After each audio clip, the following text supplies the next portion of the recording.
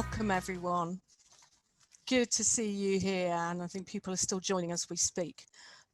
My name's Suzanne, and I am here to welcome you to the BookMachine Unplugged Talking Marcoms event. If you want to share anything on Twitter and Instagram, the hashtag is BookMachine. Now, we also need to say some thank yous, because this event and the whole series wouldn't happen without some key people. First of all, Team Unplugged are an amazing group of publishing professionals who help spread the word about these events. Thank you very much. And also our sponsoring partners. So we couldn't run this series without their support, and Getty Images has been on board this year. They're the world's biggest creator and distributor of digital content, and they provide high quality imagery that works across every aspect of creative, editorial and archive. They can advise on all aspects of cost-effective licensing solutions, and they can also help you access the world's biggest commercial archive. So contact Michael if you want to find out more about how they can help, or if you're already using their services and want to hear what else they could support you with. Now, Glassbox is a sales and marketing tool. It enables you to sell ebook and audiobook content directly and securely from your own website. They also help you sell through social media, blogs, or via authors and associations you might be working with. There's no setup, there's no monthly cost. And in addition, they're running some social media campaigns that talk to publishers, authors, and readers, and they've had some hugely encouraging results. They've made it easier for publishers to get on board as well, and you'll see there's Feature Friday and Top Tip series on social media that you can follow. So they'd love for you to join the conversation if you want to find out more. And last of all, Ingram Content. Now, many of you, I'm sure, will know that Ingram's consumer marketing insights help you translate book data into book sales. So you can ensure your whole list is working at full capacity to get discovered and to crucially be bought. You can also get recommended actions that uncover the high value opportunities with retailers like Amazon and others. So do get in contact with them to find out more about what you're already doing and what more you could do to support your consumer marketing. Right, I'm going to hand over to Rick Ubhi, who's our host tonight. Now, Rick recently joined the BookMachine editorial board. He is a hugely experienced marketing and publicity professional, most recently working with Zed Books, a director there at Zed Books. So we're delighted to have him on board. We're really thrilled he's able to help host this evening. So thank you and welcome, Rick. And over to you. Amazing. Thanks so much, Suzanne. And welcome everyone. I'm Rick Ubhi, editorial board member of BookMachine. And yes, welcome everyone to BookMachine Unplugged Talking Marcoms. And I'm really thrilled to be introducing three highly innovative, creative, and multiple prize-winning marketing and PR specialists who have masterminded some of the biggest and most successful campaigns of the last year. Just a little bit about me. I've been in PR and marketing for over a decade, from starting at literary indie Tyndall Street Press to Simon & Schuster UK, to several years as co-owner and director of Zed Books. From working on Sunday Times bestsellers to introducing underrepresented voices to mainstream success. And I also recently started my own PR and marketing consultancy. As mentioned, I'm joined by three incredible panelists, and I'll try to do them justice by chairing better than the guy doing Trump versus Biden last night, if anyone saw that. First, we have Mari Yamakazi and Fran Owen, who job shared the role of publicity director for Chatto & Windus, Square Peg, and Hogarth Imprints at Vintage Penguin Random House. Mari and Fran won the Nibby for the Best Publicity Campaign of the Year at this year's British Book Awards for their work on Margaret Atwood's The Testaments, a remarkable multifaceted campaign that they'll be discussing a little bit later. And Jodie Mullish is Communications Director for Bluebird and Innovation at Pan Macmillan. She was previously Head of Fiction Marketing at PanMac, and has worked at Quarto, PRH, and agencies Liberty and JBPR, with clients ranging from Christian Aid to Banksy. And Jodie's campaigns won Nibbies for Campaign of the Year in 2017 and 2019.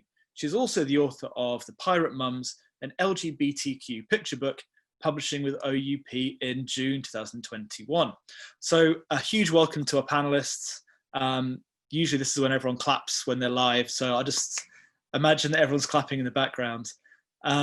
Before we deep dive into the campaigns themselves, I thought it was really important to flag up just how successful these campaigns have been in meeting and responding to very particular and different sets of challenges. Of course, this whole year has been one big challenge really in the book industry. There's no LBF, no Frankfurt as we know it. The first year in living memory that bookshops have essentially been shuttered closed around the country. So it's really forced us to rethink as comm specialists the best way of reconnecting with our audiences and the channels that we use. But even before that, publishing has been undergoing a dramatic systems change as we reevaluate who our audience is and if we are serving them properly. For example, are we reaching communities from outside of the traditional book bubble? Are we thinking creatively about each individual project and responding to the proliferation of new channels? And I'd say these campaigns are really testament, no pun intended, to really creative thinking about solutions to these problems. So, of course, please put in the comments your own questions about the campaigns, or indeed about Marcoms in general in the Q&A box, and we'll try and answer them alongside the panelists. So first, we're going to hear from Jodie Mullish about her campaign work for Tin Can Cook by Jack Monroe and Pinch of Nom by Kay Featherstone and Kate Allinson. Monroe's Tin Can Cook has sold 55,000 copies, which was a 70% increase on sales from Monroe's previous title. It was a #1 paperback bestseller and won Bluebird the Future Book Award for Campaign of the Year, the PPC Award for Cookbook Campaign of the Year, plus a BMS Innovation Spotlight. Jodie will also be talking about Pinch of Nom. Pinch of Nom has so far sold 1.3 million copies and was a best-selling cookbook of 2019. In fact, it's the third best-selling cookbook since Nielsen Records began, and it won Bluebird the Nibby for Campaign of the Year and the BMS Seasonal Award for Campaign of the Season. And interestingly, given we've just mentioned new audiences outside of the bubble, Pinch of Nom accounted for over 1/3 of the growth of the TCM in 2019.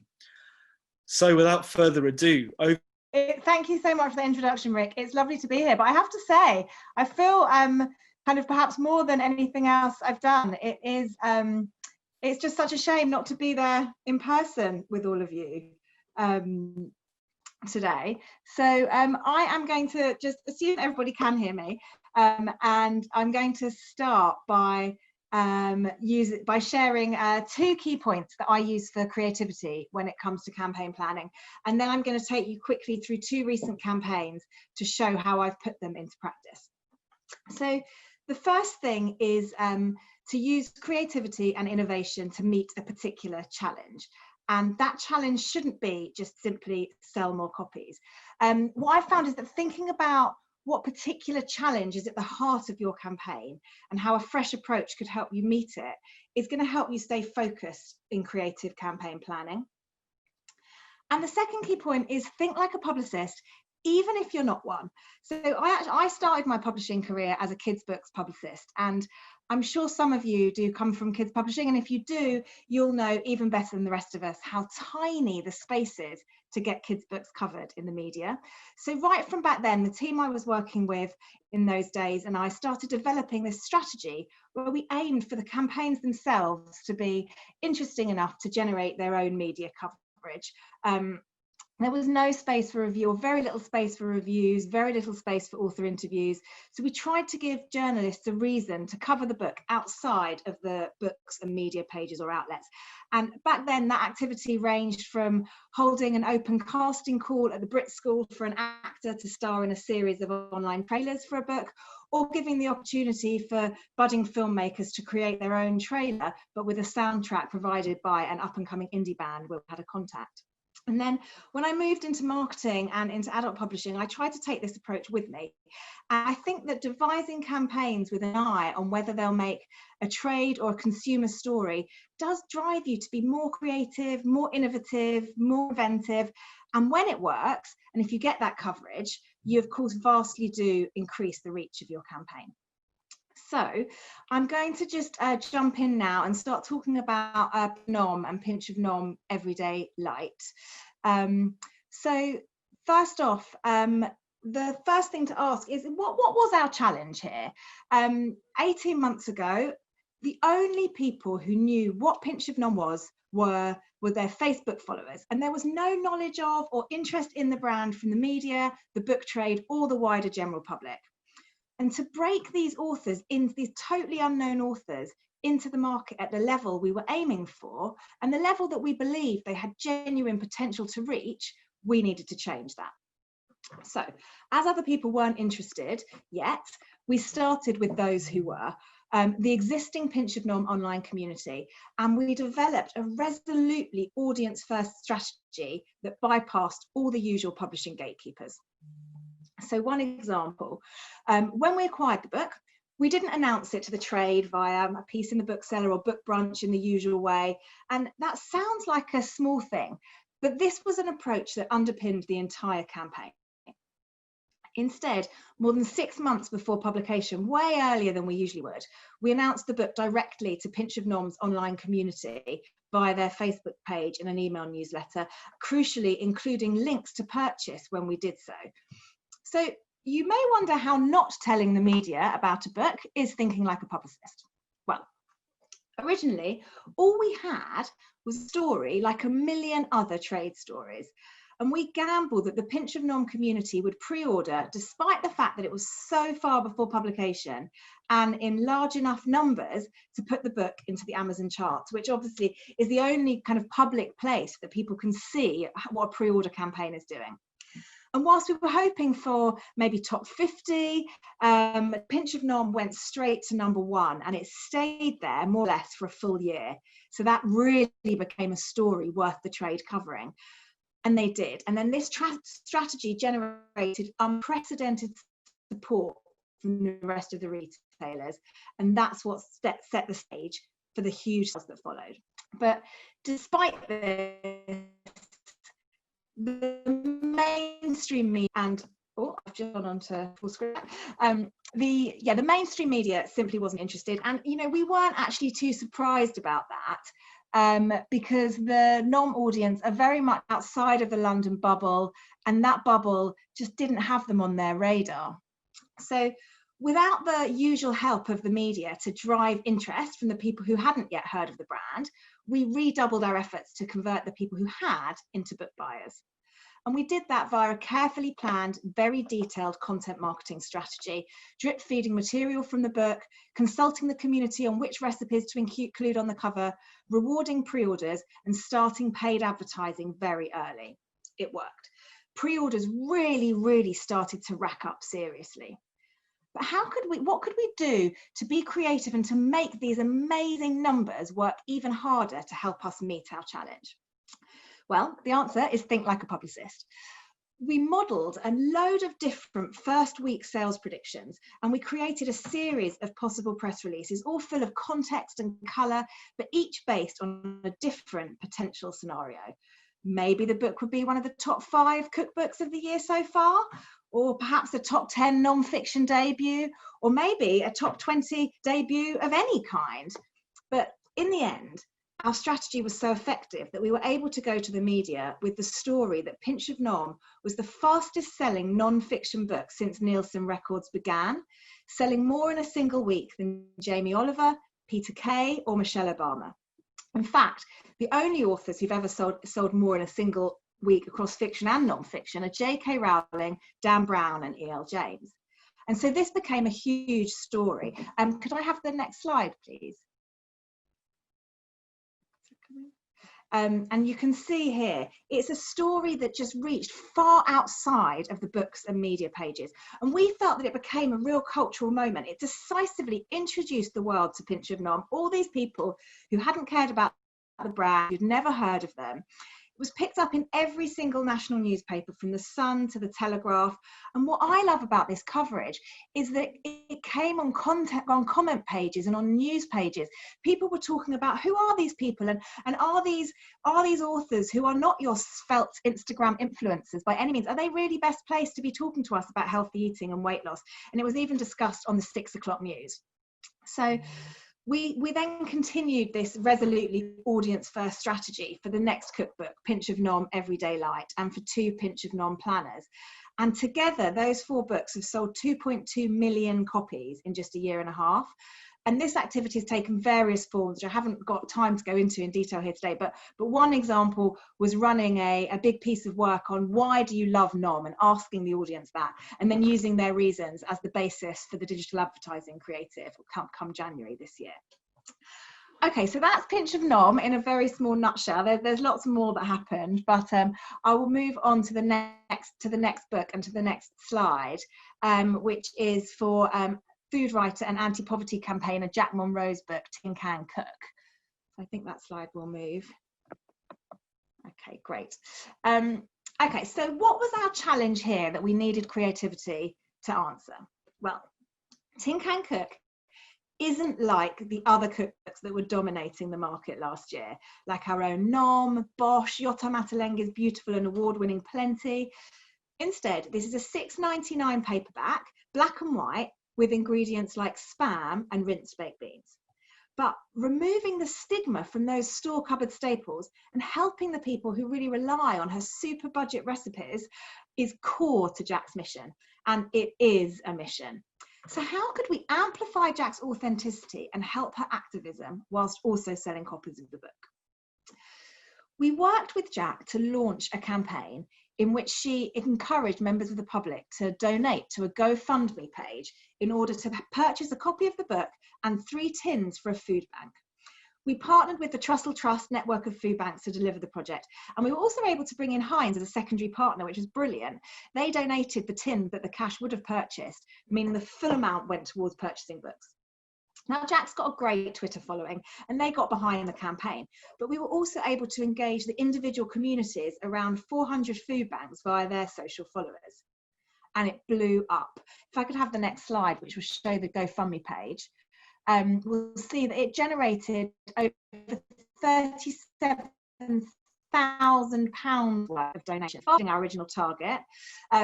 Bluebird also donated a further 500 copies of the book on top of the ones that were purchased through this. So we also thought there was more good we could do with this project, and we wanted to support independent bookshops. So we brought in East London bookseller Newen Books, and they processed the donations. Obviously, we worked out a really good charity rate. So as well as the initial idea that was creative, pulling it off took a load of creativity and innovation as well in things like logistics.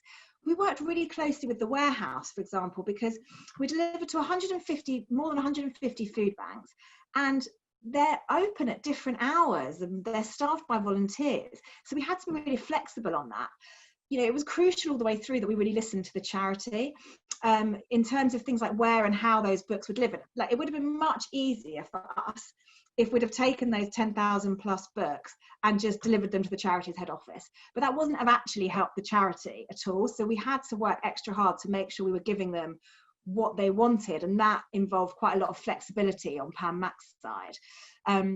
But also we spoke to the charity when the initial donations went above our target. We said to them, look, do you want this money in cash, or is there demand from the food banks for more books? There was a great demand for more books, and in fact the demand for books was so high that even despite the donations and Bluebird's donation, we weren't able to meet it. And so we also worked with the charity to create and print 150,000 recipe cards that featured recipes from the book that the charity had chosen as the ones most useful to food bank users, and we distributed those amongst all 400 of the charities, of the food banks. A couple of other things. So Jack's partnership with the Trussell Trust here led to Asda stocking a special edition of the book. If I can have the next slide here, please. And this was in aid of the Trussell Trust as well, because they work with them as part of Asda's Hunger Hurts campaign. So this was great in itself, led to some fantastic sales through Asda. But also we got some really great promotion in store, and crucially in Asda's magazine, which has got a huge circulation, and on their social channels, which are notoriously difficult to generate coverage in. So this whole campaign, I think, really sums up thinking like a publicist. So if I could have the next slide on this as well, you can see that it's genuine innovation meant that it caused a huge buzz on social media. You can see just some of this here, and it was so heartwarming how thrilled the food banks were to receive their copies of the book and their recipe card, and how much they wanted to tell people about it. And it was also picked up in the Guardian and the iPaper, which is on the following slide, and as well, and also in the bookseller. And all of this activity led to Tin Can Cook becoming a paperback #1. But what I love about this is that the book reached #1 without the copies that were sold via the GoFundMe campaign. Doing this charitable, innovative, creative activity generated enough extra interest in the book and buzz about it to get it to that top spot, even without the books that the activity actually ended up selling directly. And that's one of the reasons why this is one of my favourite campaigns that we've done at Bluebird.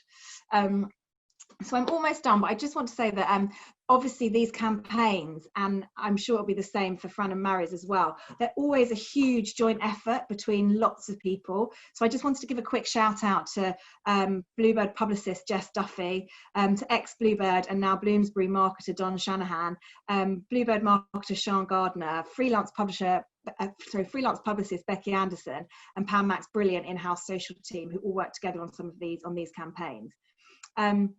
And I also just wanted to take a quick minute to say that whilst we've had huge success with these titles, Bluebird isn't actually a cookery list. And so I really can't wait for you to all hear about the creative campaigns that the team has got planned for some of our 2021 titles. In particular, Brown Baby by Nikesh Shukla, Stronger by Paul Nobel, and Mariella Fostrup and Alice Smelly's Guide to the Menopause, which are 3 that I'm particularly excited about for next year. And that's it. I'll shut up now. Thanks so much, Jodie. That's really incredibly insightful and inspiring. Also love, you mentioned think like a publicist, and you wouldn't be thinking like a publicist without making sure you get the next book pitch in as well before before exactly you've got to always be pitching. There's incredible takeaways which we'll discuss after the next presentation as well. Just wanted to mention kind of a few things about kind of community building and the importance of that. The importance of logistics, which is so often overlooked, pre-orders, which I'm sure will feature in the campaign for the Testaments, and I guess the big challenge was breaking an unknown author or an unknown book, and I guess that's completely different to what we're going to talk about next with the Testaments, where everyone wanted a bit of the action, I guess. So I'd like to introduce now Mary and Fran to talk about the Testaments. The Testaments, as everyone will know, is Margaret Atwood's sequel to The Handmaid's Tale. It was the best-selling fiction hardback of 2019, and staggeringly, a copy was sold every 4 seconds in the UK during its first week of sale. It was also the fastest-selling fiction audiobook of 2019. The title gave Margaret Atwood a double Sunday Times #1 bestseller, with The Handmaid's Tale being the paperback #1 bestseller at the same time. And of course, the Testaments went on to jointly win the Booker Prize alongside Girl, Woman, Other by Bernardine Evaristo. Winning the Publicity Campaign of the Year at the Nibbies, Mary and Fran were praised for turning its publication into not just a literary event of the year, but a landmark cultural moment. So over to you, Mary and Fran. How did you do it? Hi everyone, it's nice to be with you today, and we have the unenviable task of following Jodie and her amazing campaigns, her incredible campaigns, but we'll try our best not to let the site down. And like Jodie, we also want to just mention a few acknowledgements as well. We had an incredible publicist called Alison Davis, who worked on this exclusively with us for 3 months, up to and around publication, and it was a real team effort. It was also a real team effort with the wider Publicity team as well, because they took on so much work and they helped us out. So we really couldn't have done it on just us two. It wouldn't have worked out. So many thanks to all of our colleagues. And also thanks, obviously, to Margaret Atwood, the legendary Margaret Atwood, who wrote the book, and it was much awaited sequel, and sort of the opposite to what Jodie was going through with unknown authors. Like Rick also said, it's someone that everyone wanted, which puts us in a hugely privileged position. We weren't going to struggle with coverage for this, but that did come with huge expectations in terms of sales, and doing right by Margaret and by the book. I actually think the pressure was higher because it was so sought after, because we didn't want to let people down. We knew the whole world was watching, and we really felt with our campaign that we wanted to give people something to look at.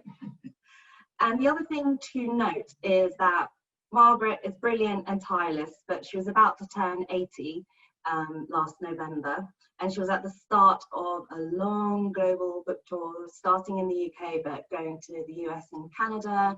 We weren't allowed to pack her schedule with back-to-back interviews. So what we're going to concentrate on today, because there's so much stuff, but we're just going to concentrate on the key pillars of the campaign, which we hope will be useful to you guys to hear about. Yeah, so as Mari said, as soon as we made the global announcement that Margaret would be writing a sequel to The Handmaid's Tale, our inbox just went absolutely bonkers, as you can imagine, with requests, which is an amazing thing. As a publicist, that doesn't happen to us every day. But yeah, the requests kind of came in floods, and we just let them roll in, and we logged them and we left them there. And then probably in the new year, we came in and we took ourselves out of the office, we went to a new space, and we left that spreadsheet behind with all the requests in, and we sat down and we said to each other, okay, what do we want? What do we want this campaign to look like? What does it have to deliver? We knew that it had to be more than a book launch, more than the biggest novel of the year.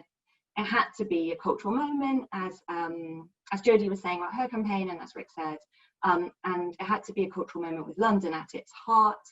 And we realised that those individual requests that we had from this producer or that paper, there were some really brilliant things in there, but that wasn't going to cut it. So to achieve our objectives of a publication on the scale that we were setting out for, we decided on 6 main pillars for our campaign. And for those, we didn't accept any individual offers for interview, features or events, but we went to media outlets to discuss packages of coverage. So this is the slide bit. We decided those pillars would be, the first thing is a multi-platform serial with The Guardian. So as you can see on this slide, that was a cover of Guardian review and a promise of masthead, but it had loads of extra things built in, online extracts with amazing illustrations. We worked really closely with the marketing team at The Guardian, so we had like a push notification go out when they ran the extract. Just a huge package of coverage from that serial. So the next slide. Thank you, Amy. And then the next pillar was the first print interview, but with a difference. And you can imagine we had all the books pages requesting interviews with Margaret, but we actually went to Lorraine Candy at the Sunday Times Style with the idea of creating a special Atwood themed issue, obviously with Margaret on the cover. And you can see that we think it's a gorgeous cover. And we decided that this was right placed over sort of the more traditional parts, because we knew that we would hit the key literary audience with the extract. And as we've been talking about throughout this evening, we wanted to go beyond just the book audience. We also wanted visual iconography.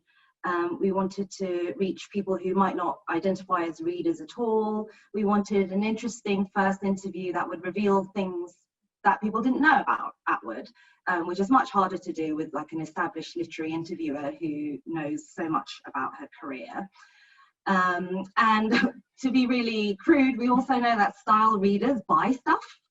And it's a really good way of selling things in the magazine. So we wanted to act like a fashion or a makeup brand, and we went to where the top consumers were. And so we negotiated this an expensive package, what would have been an expensive package of coverage online with extra features, like a teacher sharing her experience of teaching Atwood, interpretations of the cover reels, countdown to social media, masthead on the main paper, etc.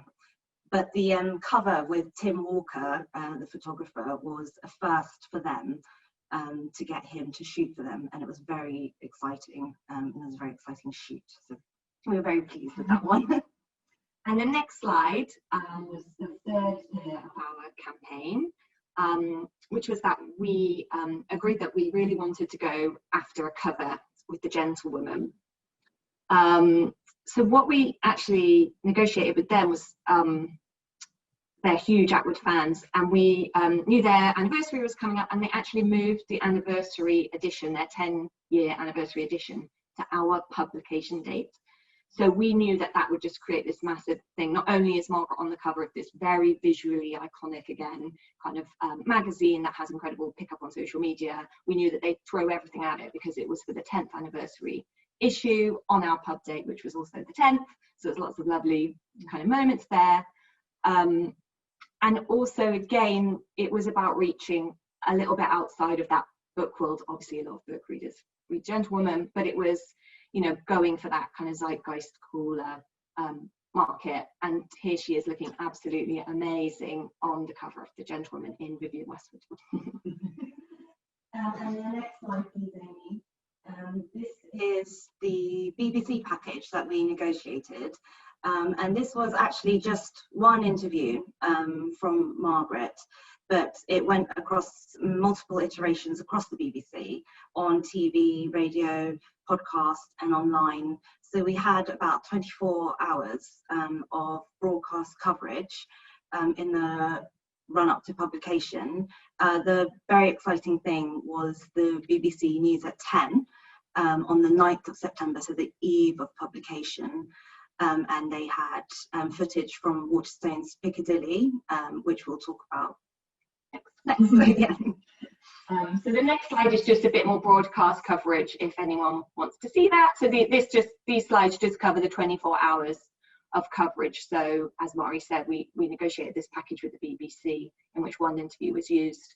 I think it went out 6 times across the BBC, and we used that as the pillar, and then we built all this other broadcast coverage around. And we also wanted to use, we wanted to create coverage that didn't have Margaret in as well. Yes. So the audiobook was one of our key concerns, and making sure that did well with the campaign. And Anne Dowd was the audiobook narrator. So we pitched an interview with her for ITV This Morning. Philip Schofield is a huge fan. Yeah, huge Handmaid's Tale fan. Handmaid's Tale fan. So that worked out well for us. A Women's Hour Atwood discussion with no Atwood there. Lauren Levan loves her, so they did a special dystopian themed show on publication day, for example. Yeah, and then the 5th pillar, there is no slide for this, but there should have been because it was spectacular. And the fifth thing was an amazing event with Waterstone's Piccadilly that would be a countdown to midnight when the books would finally go on sale, and that created that huge excitement towards this moment.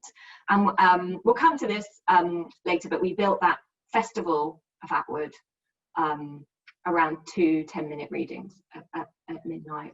And I know we've talked about collaboration quite a lot, but this Waterstones event was a huge collaboration with an amazing team at Waterstones and our marketing. So we've called it one of our pillars, but it was most definitely a marketing, publicity and Waterstones huge joint effort. And finally, 6th, and there is a slide for this. Thank you. We've also decided, excuse me, to host a global press conference from London on publication day. And we felt that this was a really efficient and effective use of Margaret's time.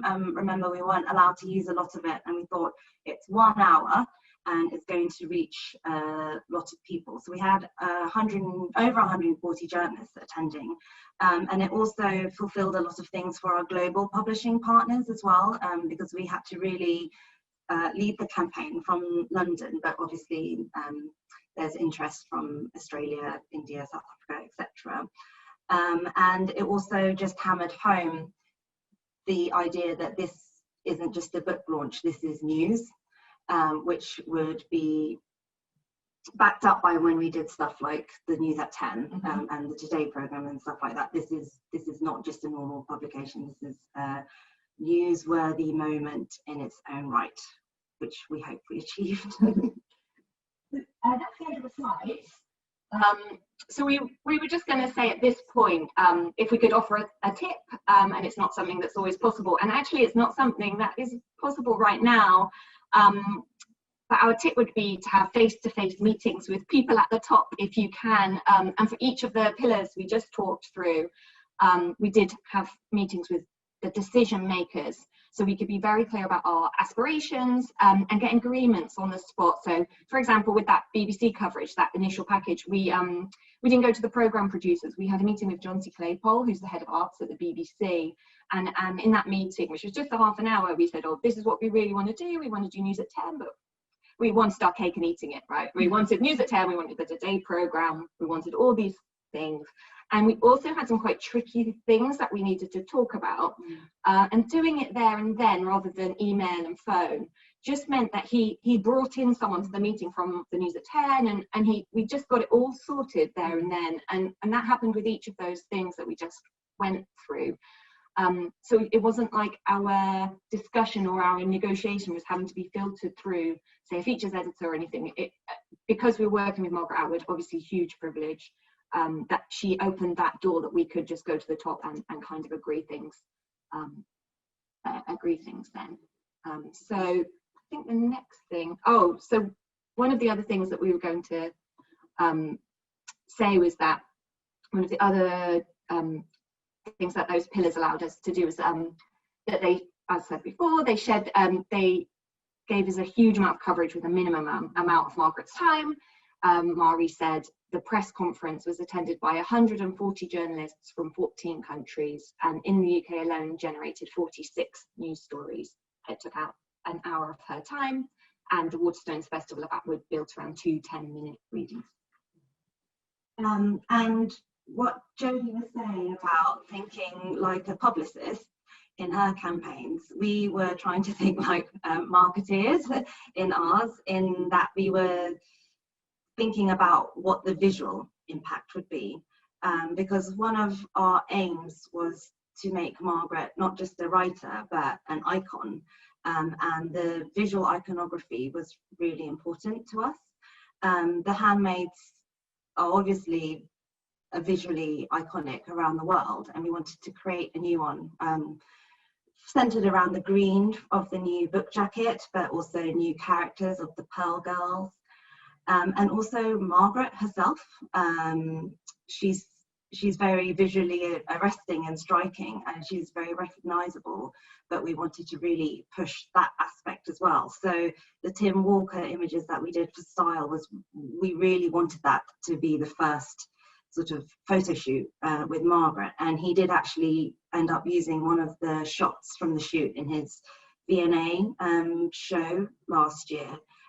Likewise, Gentlewoman cover, very different cover shoot there, but that was all about the visual iconography of having her face on the newsstands for 6 months, which is what we wanted to do.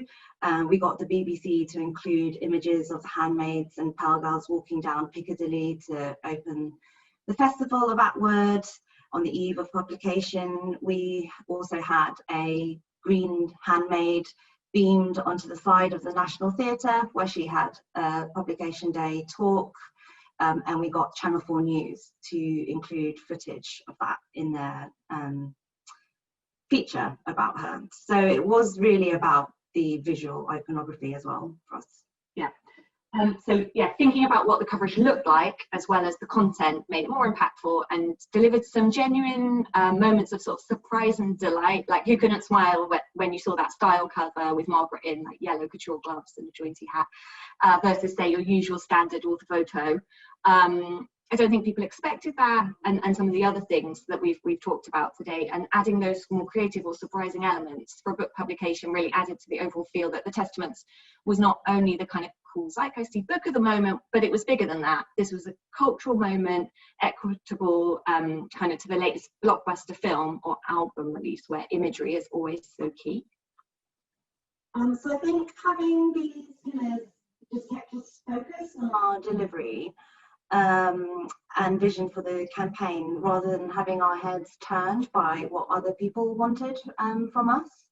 And so being creative and taking risks And there were so many times when just having a straightforward books interview would have been so much easier, would have been 100 times easier.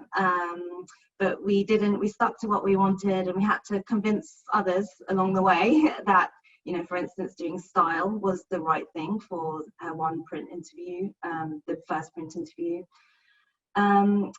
And we just wanted to end on a slightly soppy note as well, which was that we were really lucky to work with lots of colleagues and with Margaret, and it was such a privilege and one of the honours of our careers. I think we would both definitely say that. But the Testaments, if you haven't read it, is ultimately about collaboration. It's about women and what they can do when they come together. And we also feel like as a job share, it's quite unusual in the industry to have a job share role. And we felt really lucky that we did it together, because we trust each other. We can challenge each other, but interrogate our decision making. But we could also back each other up if we were having a moment of doubt. There were definitely times when we were overthinking it, but it was quite good to have the other person to sort of pull us back from the edge when we started going down that road. So thank you, Fran. Yeah. And that's it from us. So back to Rick.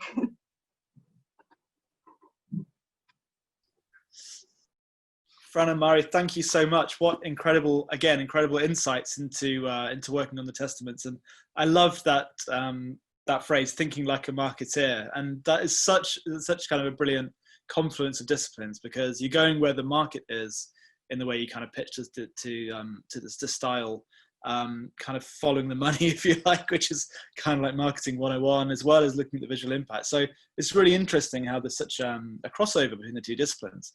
I did have some questions of my own, but I think because we've got so many questions from the attendees, maybe we should just get started, actually, if everyone's okay. And thank you so much for the questions. If you have any more, you can post them in the chat. So we'll start off for a question for all. There's some amazing press coverage with big channels. What advice would you give to a smaller press that doesn't have the same visibility or clout with the press as Bluebird or Vintage? I don't mind answering that first. So I think I actually love this question, because because Bluebird doesn't really have the clout of Vintage. We've only been going for years, and when we have had a lot of success in that time. But actually, I think that it's how wonderful that we can be kind of doing this together and talked about together. I think the biggest, and whenever I've worked at kind of smaller publishers before and worked on campaigns which don't have big budgets, and it was always the first question I would ask when listening to people talk about their amazing campaigns, and I would think, yeah, but you must have had like 40 grand to spend, or you have Margaret Atwood, like what am I supposed to do? So the two things that I would say, there's one thing really is, so obviously relationships is everything for a publicist, and understanding what the media outlet wants, and it isn't always a big name, it's often a big idea, but I think it's often just the idea. But I think also it's about relationships when it comes to partners and partnerships. So our campaign with Jack Monroe didn't cost us anything at all. Admittedly she does have a good following on social media, but really the thing that made this campaign work was the relationship with the Trussell Trust, and that wasn't something that happened overnight. The first book that we'd published with her had been a year previously. It was Cooking on a Bootstrap, and we wanted to work with them. We didn't have that much to offer, so all we did was just offer the opportunity for people to have a food donation drop at all the events that Jack did that summer. And that was it. And we gave them some recipes that they put out on their channels. And it was a bit of a kind of nothingy partnership. It didn't really benefit us that much. It's obviously a charity, so nice to be partnering. And actually central to Bluebird is we always try and work with charities and outreach as much as we can. And that is a business decision that we genuinely think drives sales and drives interest and goodwill. But what happened was that relationship grew and matured, and turned into what we were able to do for Tin Can Cook. And I think that's really the same with influencers, and increasingly we're working with micro influencers rather than influencers, you know, the big influencers that you have to pay to work with, that I've like tried to set up some campaigns with, and I've actually pulled back because I felt I haven't really got the passion that I'd have hoped for because they're being paid for it. So increasingly we're doing more work with working out who the smaller influencers online are in those areas, and basically making friends with them, you know, and really getting to understand them and consuming their content. So I think relationships is something you can do when you don't have a big author, when you don't have a big budget, that can be really kind of core to any campaign, would be my biggest tip. I think we would really agree with everything Jodie said, and for us, obviously, we're Penguin Random House, and this is Margaret Atwood, so we're not going to pretend otherwise. But we didn't have a big budget. We only had a travel budget in publicity for Margaret, and I really want to pick up on what Jodie said about relationships. I think that's really key, and being authentic and not misrepresenting what you have. Yeah. You know, your author or your book. And also there were so many elements to this campaign and so many difficult things that we had to keep on top of, and what Fran and I always said was we're just going to be honest with all the journalists from the beginning, and we weren't going to play favorites off each other, or we had to put the book under really heavy embargo, but we were like, all the literary editors are going to get it at the same time, you know, we're not going to mess around with that, and we're going to be really open about when they can get the book, and we just tried to be really straightforward and honest at every step. I think that would be important. Yeah, and I guess also, I guess like the methodology of how you worked with other departments is really key as well, and how you timescaled everything. You know, working back, years, months, getting internal buy-in. You both flagged up, which seems really important in any sort of successful campaign. And also the pillars you mentioned, Fran and Mari, seem to be really applicable, because they might not necessarily be the front of the style, but I think kind of isolating those, okay, where is the market for this book? What media do they consume? What different markets are there? Sorry, different audiences are there, and how do we approach them? I think it's still applicable, and despite not having necessarily the author clout. And I love the idea of big idea, not necessarily big name. Just following on from that, we did have a question about kind of just budgets in general, and negotiating with reducing cost of media, in terms of media buying. You mentioned that you didn't have a budget apart from the travel budget. Is that correct? So everything was essentially negotiated through your efforts. Okay, wow, that's really impressive. We didn't pay for any of the coverage. Obviously, there was a marketing budget that was separate, but we just had a budget to bring Margaret over from Canada and for her hotel. And one thing we did was we did, if it's a tip for anyone, is that we did all the PR in one place. So we did all the PR from the hotel in which she was staying in. So again, because of her age and just limited time, so everyone came to her and then they left. We weren't taking her around town, but we would obviously always normally do for an author. Incredible. Okay, so we've got a question from Claire Morrison, who asked Fran and Mari, how did you work with international partners, US and global partners? Were you the lead market? What were the challenges, and what were the benefits? Obviously, it's such a big book. This is opening a can of worms, this question. We've only got 10 minutes, so I don't know if that's we'll be very quick. It was a real global endeavour. Margaret is obviously Canadian, and I think the editorial process was very much a collaboration in the UK, Canada, and America. And we had meetings with the American and Canadian publicity team and the marketing team as well, at regular points. I think there were every part of the world had their own agenda, and I guess they always are going to.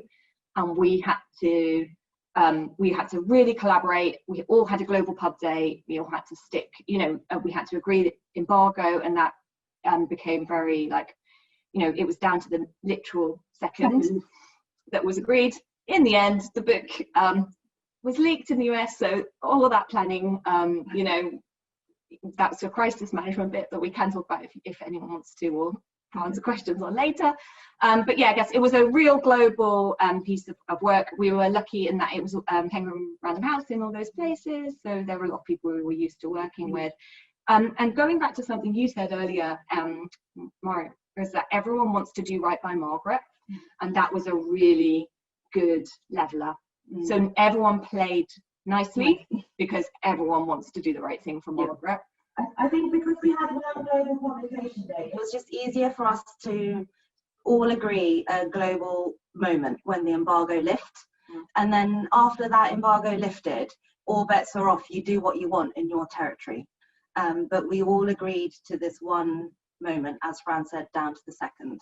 And I think we couldn't have done it any other way. It's just be too complicated. And I think if we all, we all stuck to that, and then said after that moment, you do what you do in your territory, and we'll do what we do in ours. And a lot of background logistics going on. There was a lot of logistics.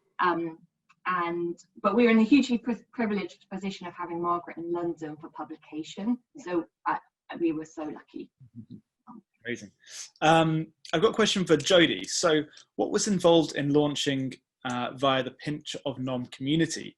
So what elements, how frequently, responding to comments, feedback, and who did that, and budget as well? So the reason that Pinch of Nom have been so successful, and the reason that we were so desperate to publish them when we were offered them by the agent, it was a big auction, was that they understand their audience so well. They they just know their audience. They listen to their audience at every stage. Before they'd even found an agent, and they actually were planning to do a cookbook and self-publish it, which would have been an absolute nightmare with that amount of sales. Can you imagine? It would have been ridiculous. But they basically had this community. Their background is they're a couple. They'd been away traveling. They'd come back. They'd put on some weight. They went to Slimming World, and they thought, oh, we could. One of them's a chef, and they thought, oh, we can do better than this. So they went home that night and they started a food blog of slimming recipes that they thought would be really tasty, and it built and built and built. And they were part of their community from the beginning. But they asked them at every stage. So when they started posting the recipes and it started to get some traction, they said to the community, would you like a cookbook? And when people said yes, they instantly said, oh, well, if you'd like a cookbook, sign up to this email list and you'll be the first to hear about it. So they were able to have, when they came to us as a publisher, they already had a really strong email list of loads of people in their community who'd said, yes, we want a cookbook. So because their audience first all the way through, they had those channels of communication. So we had that, and then at that point it was Facebook. They weren't even on Instagram at that point. It was just Facebook. So yeah, it was an announcement on there. It was an announcement followed up with an email. It was a cover reveal. We basically set out, and I still do this with them we're working on the third cookbook now, where we will work out between us. I'll send over a list of potential pieces of content, which might be vote for the recipe image that you want on the front, or it might be a top-down recipe video, or it might be an unboxing video, or it might be some testimonies from the fans that have been taken from the inside of the book, and some other exciting things which I won't tell you about because we haven't announced them yet for the new book that I'm really excited about. And then together with their marketing manager, we will put that into a schedule that fits in with the other activity that they're doing on their channels. But it is, it's quite, I heard a BMS talk about the testaments so I know that your marketing colleagues had like so many different pieces of marketing, creative and social content, and it's really, really similar for Nom. We know exactly what we're going to post, when, and what formats it needs to go in, and on what channels it needs to go in.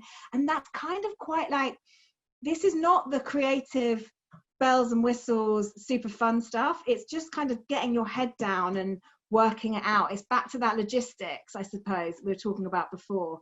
So we have in answer to who does it, they moderate the site. They have a team of 20 or 30 volunteer moderators, because again, the site is all about community, and we divide up who is going to create which assets, with PamMat creating most of them, and they create some, but then they do the posting. So it's a real joint effort, and we're, you know, we work with them very, very closely. It's one of the closest author relationships I've had in publishing, actually, with the two authors and their head of, and their kind of operational director. We all work very, very closely, and we all very much have to be on the same page, no pun intended, with what we want to achieve. Amazing. Got quite a few more questions, which I'm going to try and rattle through. We have got 5 more minutes, but if people are okay to stay a bit longer, I think we as a panel are as well, so stay tuned. Actually, just related to that, Jodie, if you don't mind, Christopher Norris asks, quick question for Jodie. Roughly, I'm not sure how much you can give away of this, but how many copies of Pinch of Nom did you pre-sell to the blog or social media fans before announcing to the book to the trade? Oh, I don't know if I can get the figure. I don't think I've even remember the figures. So yeah, I don't know, but it was definitely like in the tens of thousands. It was really, really high. But yeah, I don't remember the exact figures, and I think even if I did, I probably wouldn't be able to say them. Yeah. And we didn't really, you know, and at that point we didn't really, the thing that was so interesting about this campaign is we didn't really know. We knew how many that it was the fans who were pre-ordering the book a month before publication, a couple of weeks before publication. That first week sale, because our strategy had meant that we had such huge support from retailers. If you'd have walked into Asda on that day and you'd never heard of Pinch of Nom, you'd have thought, oh, what's this huge book that I've never heard of? Because they gave it so much space, because they've been so convinced by all of the other parts of the campaign. And honestly, they've been convinced by seeing it at the top of the Amazon chart for so long. Because that's something that is not a salesperson saying, oh, we've got great pre-orders. You know, it's something concrete that they can see. So it's difficult. Everything worked together, but yeah, it was kind of tens of thousands. Wow. So just moving slightly away from the campaigns, we've got an anonymous question for all. So how do you select your Christmas priorities, and when do you start planning for this? Fran and Mari, if you perhaps want to take this. Did you say your Christmas priorities? Yeah, so just I guess as a department, as a publicity or comms team, when do you start, you know, narrowing down on what your priorities are for Christmas? I guess a lot of our stuff comes really early in terms of scheduling, and we'll often schedule books for that period. As a team, we also we think about gifting. It's a horrible phrase, isn't it? But we think about gifting, and we probably in the summer send out our first kind of gift press release, which has all the titles that we think are appropriate for gifting to long lead mags, because we know they're going to start doing their gift guides around then. And then we kind of do another one later on for lit heads and stuff. And then obviously from a publicity point of view, Christmas is all about books of the year, and we kind of think about that throughout the year, because we're always talking to literary editors about the big books and that kind of thing, and also obviously about what they reviewed and enjoyed. But every year we also in the autumn send a release out that pulls out the books that we particularly think would be the right titles for that. Awesome. I just had a quick question about, I guess you both mentioned that there's a different, it's not just sales which are valuable, kind of the business value, there's a social value as well, and kind of you know, your campaign works and how you want to target people. I mean, just I guess for me, marketing publicity is slightly changing. It is going towards more of having a social impact. How do you kind of identify that social impact in your planning when you're going towards a campaign? It's a bit of a nebulous question, but I think it'd be an interesting one to answer. I think like Jodie, Vintage also puts a lot of input, like kind of focus around social campaigns with social impact. And we often choose a charity partner for our campaigns. And we did have a charity partner for Margaret's campaign, which was Equality Now. And she's a patron of that charity. And they were key to our planning all along. So we didn't talk about it today, but like they were a big part of, we made sure they got space in the style issue. They had a full page in that. We did a panel event on Pub Night, Pub Day, which was a Equality Now panel, and Jess Phillips was a part of that, and other people too. Equality Now had... They had a special screening of them. Yeah, they had a special screening. They were part of our Waterstones activity. We did huge outreach with them. Our marketing team did with social and stuff like that. So the activism and the campaigning element was embedded within our campaign. And I think, just to reflect what Jodie said, that that did ultimately sell books too, but it also was really important to us that the campaign had a message. And we've worked with various charities or organisations in other campaigns on a smaller scale, you know, as well. And it's really key to what we do at Vintage as well. Amazing. Yeah, I think it's really, yeah, as I kind of mentioned, we try and do it as much as possible with Bluebird, and I think it does have, I mean, the commercial benefit of it is really clear for Tin Can Cook, and it's less clear sometimes for other things, but sometimes it can be about, so one example of where I think it's worked very, very well is for Russell Brown's book Recovery, which was out a couple of years ago. And this was essentially a self-help book that uses the tenets of addiction rehabilitation to help people make any changes that they might want to make in their life. And obviously people do trust Russell Brand on the area of addiction, but he's a comedian and he's like a slightly problematic one at times at that. So we did a huge, but also the book is amazing, and it did huge amounts to help and it was a massive bestseller, and it did huge amounts to help people. We worked with a number of different charities, both as a lead charity, doing things like putting a copy of the book in every prison library in the country, which didn't benefit. But also a big mailing to all addiction and mental health charities in the country. To kind of, we wanted the people who use those services to have access to this book, but we also wanted to kind of help change the public perception of the author and to get buy-in from the people doing the work and from the kind of grassroots community. And so it was really, really core part of that campaign. You know, and we've got, you know, we have a book coming next year with Hassan Akkad, who is the Syrian refugee and filmmaker who became an NHS cleaner. I don't know if lots of you saw that story, and he kind of made the government do a U-turn on some of the payments they were giving to NHS. He's amazing, and we're looking at a big partnership with Help Refugees and Choose Love for that. Like, so that it's a real kind of core part of what we do at Bluebird, and the imprint was launched to try and make the world a kind of better and more tolerant and more compassionate place. So we've really, it's a real kind of core part of what we do. Amazing. I'm not sure if we have time for one more question. I've got one from, it's anonymous. Do you think that the Booker win had a significant impact on sales? Actually, that's really interesting. I mean, obviously the trajectory was huge anyway, so did it make that much of a difference at the end of the day? Yes, I mean, the book was already selling incredibly well, but yeah, I'm sure it did have a massive boost towards Christmas. Maybe that's the thing you have to do to make your book sell at Christmas. Win the Booker. Yeah, it did have a big sales impact, but